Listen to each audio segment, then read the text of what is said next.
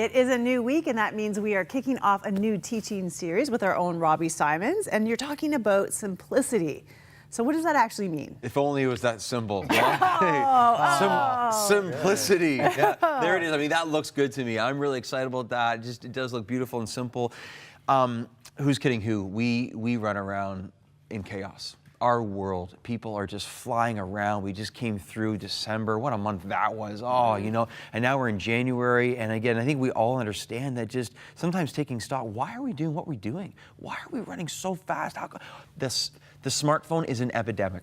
The smartphone itself is literally, studies now, it's ruining lives. So, Greg, you want to talk about that also? No, and it's also killing lives. I mean, even the statistics here in Ontario, people dying just by being distracted. Wow. And why do we distract ourselves? Is that a result of the fall? Is, you know, to be busy and things that really aren't that important? Yeah, well, we're all trying to find purpose, right? I mean, like the natural human desire is a longing for meaning and purpose. But the problem is the Bible goes out of its way to tell us we're looking in the wrong places, right? We're trying to pursue that which is earthly and temporal. It will never satisfy.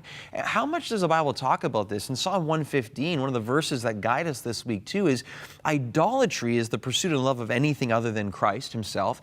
But it's amazing what the Bible says. Let's make sure I get this right.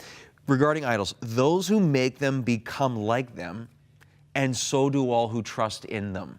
I'm like, wow. So like if I'm worshiping a thing, I'm actually becoming like that thing? No thanks. You know, and I was reading a little bit later on the Psalms 136, somewhere in there, and it talks about worshiping other gods and becoming like that God.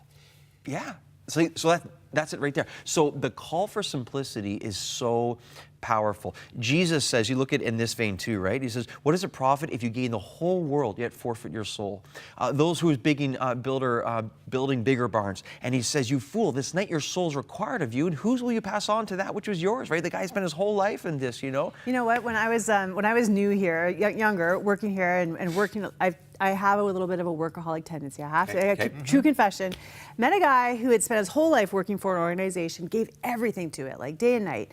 And as a result, he lost his wife and kids. Like they basically had nothing to do with him because he was never home.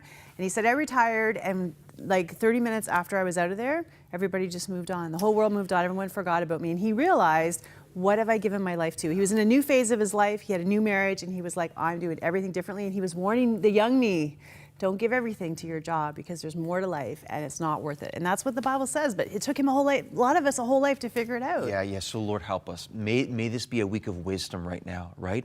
The Lord is my shepherd, I shall not want, right? I need nothing else than the Lord ultimately as my shepherd. So we're watching right now, our viewers are watching, and just again, I will admit too much my life is like, it's just too much. I just want to sit down, just stop. Like I need to sit.